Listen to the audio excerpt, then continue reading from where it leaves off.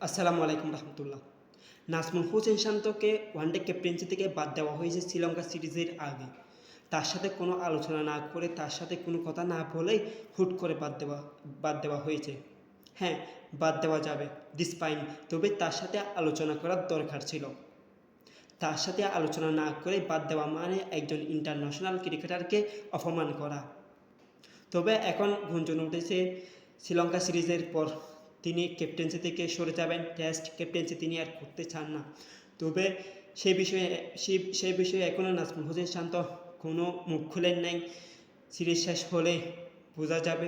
তবে এখন বিসিবি বলতেছে তার উপর সে ক্যাপ্টেন্সি করবে, কন্টিনিউ করবে ক্যাপ্টেন্সি, তাকে সেই দায়িত্ব দেওয়া হবে এবং বিসিবি সভাপতি তাকে অনুরোধ করবে, এমন একটা বার্তা চলতেছে। তবে এখনও ধোঁয়াশা কাটেনি, কারণ নাজমুল হোসেন শান্ত কনফার্ম করে এখন কোনো কথা বলেনি।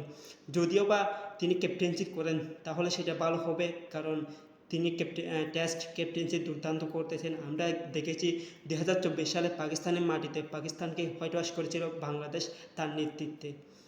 সেই জায়গায় যদি তিনি ক্যাপ্টেন্সি করেন, টেস্ট ক্যাপ্টেন্সি তিনি যদি করেন, তাহলে সেটা দলের জন্য উপকার হবে।